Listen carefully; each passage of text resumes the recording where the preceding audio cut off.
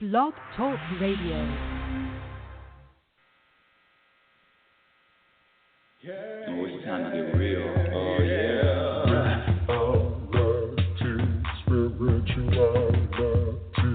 It's a new experience. Spirituality. Yeah, keep your ears open for this one now. Spirituality. You got a question for RLN? Spirituality. Yeah, it's time to get some answers, baby. Spirituality. Oh, now we get real. Spirituality. Yeah, it's time to get down.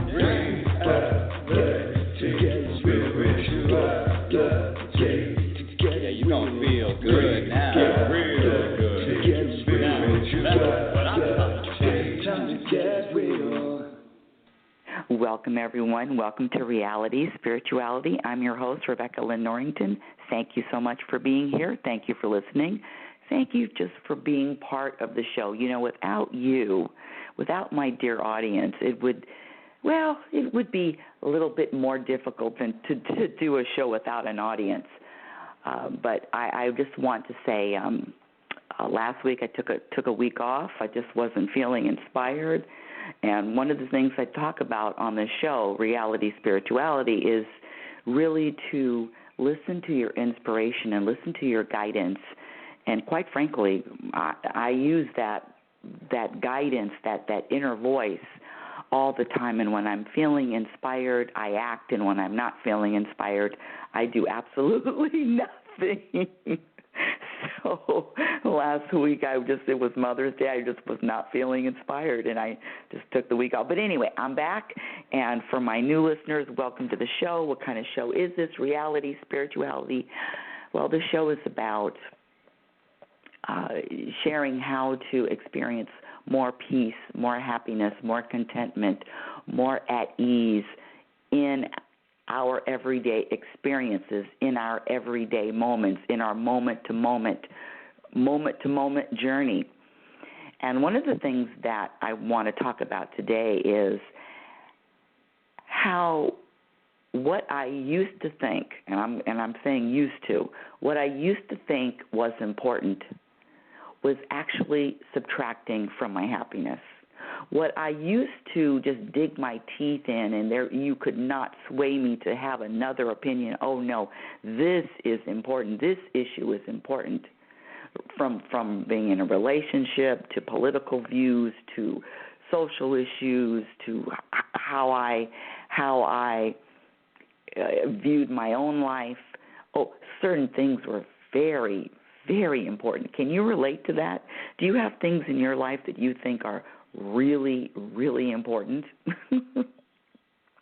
Well, the reason why I'm kind of chuckling is because this week, and I've had this concept before, talked about it before on the show, but you know how sometimes you've heard something, and you've heard it, and then all of a sudden it's really clicked, and now you're locked in. Well, this week that happened to me. And I have to say, my left hand is up in the air because I'm testifying now. What I thought was important, number one, is really not important. And number two, the universe keeps throwing it in my face to give me more examples to show me how it's not important. And I'm going to tell you exactly what I'm talking about. But before I go on, I want to share with my new listeners a little bit about me and the show. This show was created years ago when I decided to share what I've learned in the last 20-plus years of this journey of seeking, wanting to find what is happess and how can I be happy in every moment, and how do I get there? Is it even possible to be in that state of peacefulness, mindfulness, awareness, consciousness, with a smile throughout all of life's challenges? And the answer is yes, but it takes practice in every day, in every moment. And last week, an issue that, we all have things that push our buttons, if you will. And one of the things that pushes my buttons is, yes, of course, I'm a happiness specialist, but yes, I do get my buttons pushed from time to time. And last week it happened twice in 1 week. So after it happened the first time, I'm thinking, okay, I'm focusing on what I thought was important, and I'm actually going to make some shifts. Universe, watch me. I'm going to make some shifts. And then it happened again five days later. So I know I'm onto something when I get back-to-back lessons, or back-to-back common instances, if that even makes sense. But before I go on, I want to share with my listeners, as I say before I go on for the 10th time, the call-in number is area code 646-564-9619. Again, area code 646-564-9619. So last weekend, it was a Saturday, and I was in downtown Los Angeles. I was actually having an early Mother's Day lunch. And I was downtown Los Angeles, and I also have, if you listen to the show, you also know that I work in downtown L.A. Monday through Friday in a law office. And so last week was really interesting because the Friday before the Saturday, I knew there was going to be a huge project on Monday, a huge project. It was a project that had to deal with the Court of Appeal. Documents had to be filed. Exhibits had to be filed. And when I say there was a lot, as they say, voluminous, there were over 300, almost 400 pages of exhibits. And because it is the Court of Appeal, I'm in California, everything has to be numbered, Bates numbered, and also listed and indexed if you're an exhibit attached to the document. And so with that said, I was responsible for almost 400 pages of exhibits. Now, to tab, to Bates stamp, and to index all of those exhibits took me approximately, and then also to scan and condense, took me probably about an hour and 20 minutes from start to finish. So on that the Monday that was coming up, it was a huge project, Court of Appeal. So I said, you know what? And listen, audience, trust me, I never, practically never, ever go into an office on a Saturday and do work that is going to be due unless it's something that I knew that if I got behind, then the deadline, I wouldn't be able to meet the deadline. And you cannot not meet a court deadline. So I decided to go in and give myself a head start. Sure enough, I go in. I'm taking my time, being very detailed. Hour and 20 minutes goes by. And mind you, it's on a Saturday where nobody is supposed to be. Well, all of a sudden, in the middle of that, while I'm doing my share of the work, one of the other coworkers came to my desk because she was there getting a head start on the Monday prior also. And so what happened was, I'm thinking, you're here? And she says, well, you're here too? Well, we both knew that this was a huge project that was going to be due, so we both were trying to get something. Okay, yes. Sorry, audience. I'm just trying to double multitask. Okay, hold on just a second. Okay, so then, excuse me, audience. So then I'm there, and then I get a message that the exhibits and the tabs and the page numbering and the indexing all has to change because now we're adding to it. We're not subtracting to it, we're adding to it. So with adding any pages is going to affect the pagination, it's going to affect the indexing, it's going to affect the organizing. It required me to start all over again.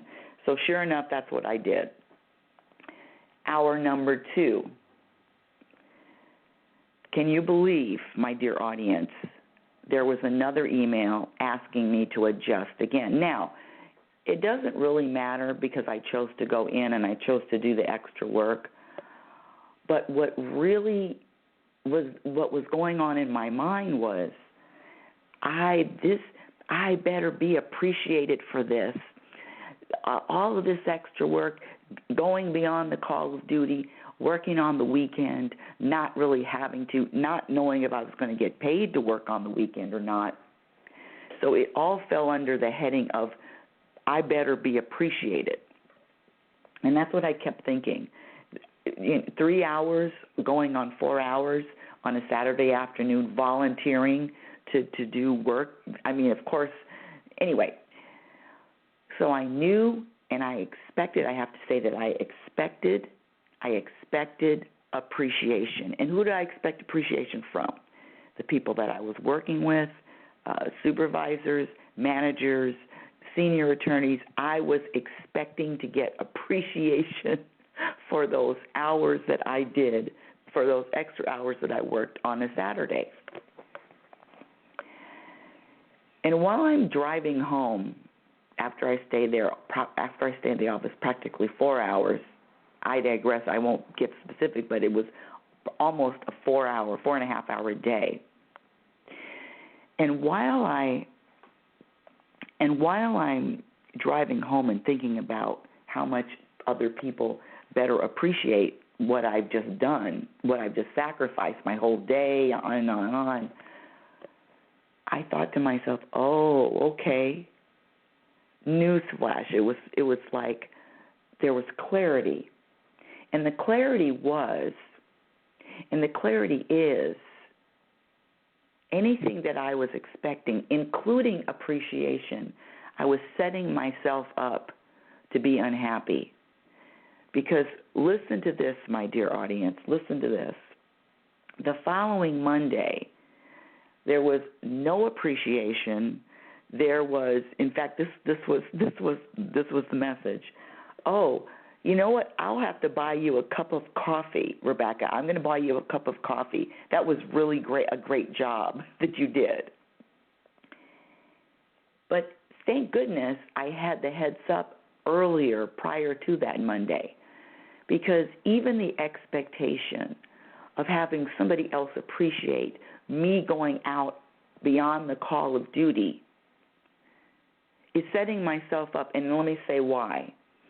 If I have an agenda other than I'm doing this because I was inspired to do it, I was inspired to get a jump start, I was inspired to get a lot of stuff done in advance, but I wasn't doing it for the main reason to get appreciated by anyone. And now that when I really had that set, I said, okay, I won't expect any appreciation. In fact, what I did and what I will do in the future is only because I want to do it or I'm inspired to do it. Example number 2. Later that same week, in fact, it was Wednesday, just a couple of days ago, I was teaching. You know, if you've listened to the show, you know that I also teach exercise classes. So I was teaching an exercise class. And right in the middle of the class, the manager came into the class and asked me, she says, Rebecca, the next instructor that teaches the spinning got stuck in traffic. He is not going to be able to make it. Can you sub another class? In other words, could I do another back-to-back 2 hours of teaching? And I usually don't, but for some reason I was inspired to say, okay, I can. Now, with that said, So I taught it an hour, and then I was going to teach another hour cycling, which is a very difficult class. It's a very draining class. But I said, okay, I'll do it. But between the classes, took a little break, went to the bathroom, washed my face, washed my hands, getting ready to teach this next hour. So consequently, the class didn't start exactly on time. Mind you, I ended my class at a certain time, and the next class was supposed to start at the same time. So I wasn't right there when it's supposed to start. I probably started the class 10 minutes later, maybe even 15 minutes later. All of the students knew that I was subbing because I'm not the regular instructor, and I told them that your regular instructor is okay. He's just not here, got stuck in traffic, one of those fluke things. Here I am. I'm subbing today. No, you don't have to thank me. And after the class, and mind you, I said it started a little late, and after the class, I usually end maybe 5 minutes early because we have to get off the bike and we do stretches, and I have to sign out. So after the class, one of the members said to me, he says, Rebecca, that's it? You only taught for 45 minutes. 45 minutes, Rebecca. It wasn't an hour. You didn't teach for an hour. You're not going to stay and teach longer? So here we go. The same thing, being appreciated. So this member was not appreciating the fact that I was there to teach, was there to sub, and then he wanted me to teach even longer. And again, it was my issue that I'm expecting appreciation from somebody else. And I even responded to that comment. I said, thank you for the appreciation. But this is the key. The key is whatever I find that I want or I need from somebody else, number one, I've got to find a way to give it to myself, to bring it to myself. Number two, whatever I deem important, the universe is just going to keep throwing it at me until I say, you know what, universe? Any appreciation that I get is going to be from the universe and from either my opinion of myself. And it's really not about these other people or getting appreciation from other people. And if I rely on other people to appreciate me or to at least give me the nod of appreciation, guess what? I'm going to be miserable for more than one moment. Reality Spirituality is heard every Sunday at 7 a.m. If you want some more information about me, you can go to my website at RebeccaNorrington.com. That's RebeccaNorrington.com. Follow me on Twitter at RLNorrington. And if you've enjoyed the show, you can go to Reality Spirituality's Facebook page and like Reality Spirituality's Facebook page. Thank you. Email me at info@RebeccaNorrington.com. And until next time, I know I'm ending the show a little bit early, but there's no one calling in, and and there's no questions in the chat, so I'm going, unless anybody wants to speak to me live, I'm going to end the show. And so until next week, I want you all to remember who you are. You are an extension of the universe. You're always changing. You're always growing. Love is kind, and love is patient. Be kind and be patient.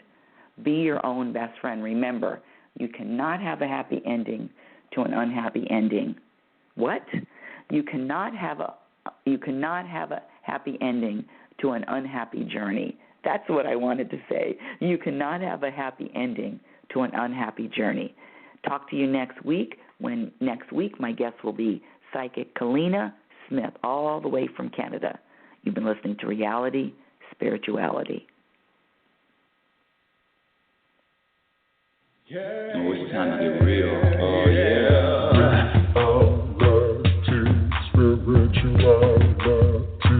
It's the new experience. Reality Spirituality. Yeah, keep your ears open for this one now.